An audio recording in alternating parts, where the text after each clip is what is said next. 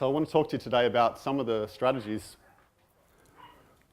for transitioning to raw food. Firstly, why would you want to transition?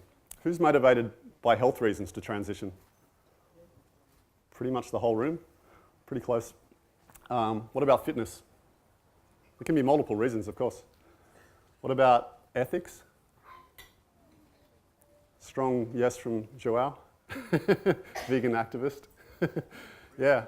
And what about just to make connections, to feel connected with the world? Some people feel isolated and just, they feel like this is a great way, like a nurturing community and nurturing foods, and it's just a loving, nurturing space where you can grow and make connections.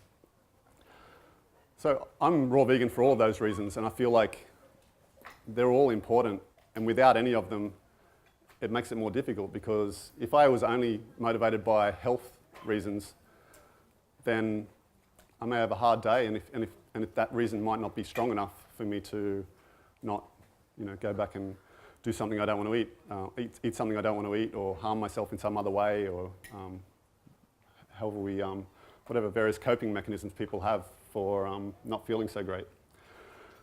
So it's good to be clear about why you're transitioning, what is your motivation, and perhaps think about maybe working on some of the, thinking about why you don't have the same reasons as other people, and maybe start working on those reasons as well. Start thinking about ethics. Start having conversations with ethics with someone like Joao over there who knows a lot about ethics. Because all of these are valid reasons to stay raw vegan, and very strong reasons, and they all have so many benefits.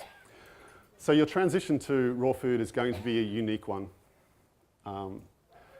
Everyone's got a unique health history. We've all got unique series of life experiences. We've got our own reasons for going raw, health reasons, ethics, whatever.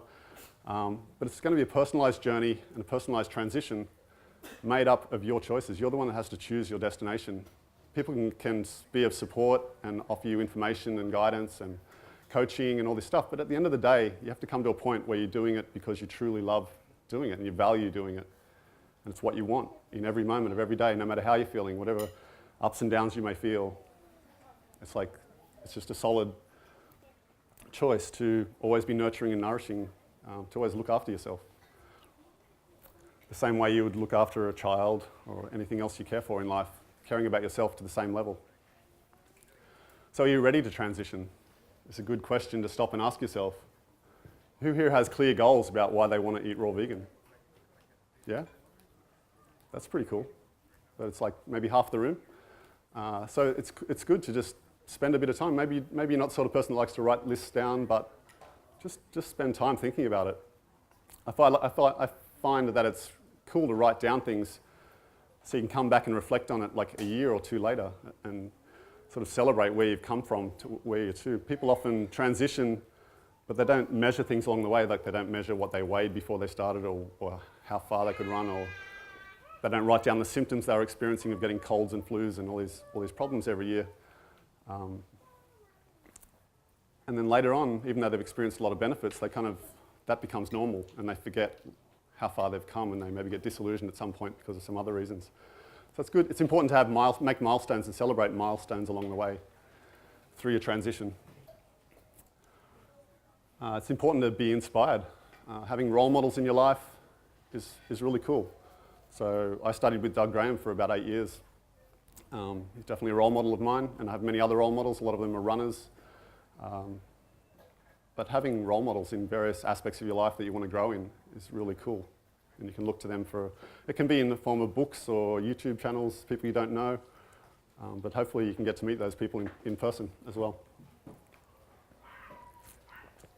Staying open-minded and being free of attachments to specific outcomes, or having expectations of yourself or others. All those things can get you unstuck. So having an open mind and just letting go of expectations, and having an acceptance for the present moment as well, in all of its joy and ups and downs. There's murders and wars and crazy things happen in the world, but if you can accept that, it's a more powerful place to come forward and bring change to the world. But if you're frustrated and angry and all that sort of approach to the current state of what the present moment is, then the present moment's a hard place to live in. So acceptance to me is really important. Letting go of expectations was really important just in my approach to daily life.